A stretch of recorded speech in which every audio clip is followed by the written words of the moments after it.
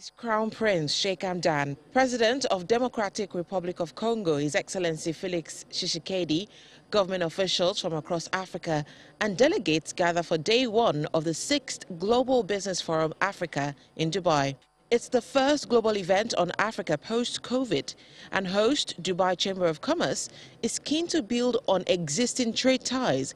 Judging by the economic indicator, it's safe to say that our efforts in Africa are bearing fruits. Hence, the theme Reset, Restore, Renew, Transformation through Trade. A platform like this, I believe, would enable us make the right connections, build the right networks, try and sell our continent and country better to try and attract investment into Africa. Everyone agrees that Africa's economic potential is huge, but needs capital to scale. Barriers to growth highlighted include infrastructure deficits, transparency in governance, and better regulations.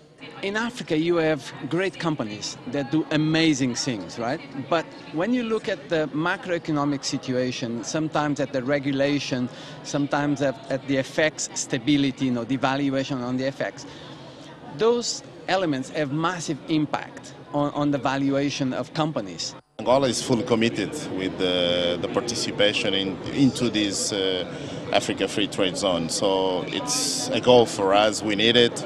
International partners need to start looking at Africa as blocks, right? So if you have, say, country X trading in 3 or 4 countries at the same time, and they're able to create synergy across those countries, it creates for a much better value for position from an investment perspective, and also for them to actually benefit from the continent versus trading with silos countries. Bridging the gap in investments for female-led enterprises is of interest to some delegates who say more needs to be done for the women folk. When you've got that holistic view, you find that economies actually start to work better. Diversity and inclusion is a topical issue for that very reason. There are lots of opportunities that are thrown at me, but there's no funding to actually carry them through. So I'm looking at, okay, why is the disparity the way it is? And knowing that it's not only being a female, but there are all these other cultural parts of it too. So what is it that I can now do being here to actually bridge the gap between what's actually the reality of it and what's possible?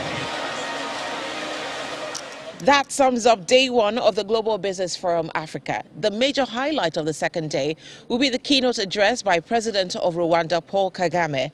From the Expo site in Dubai, Maya Wadegoke for Channels Television News.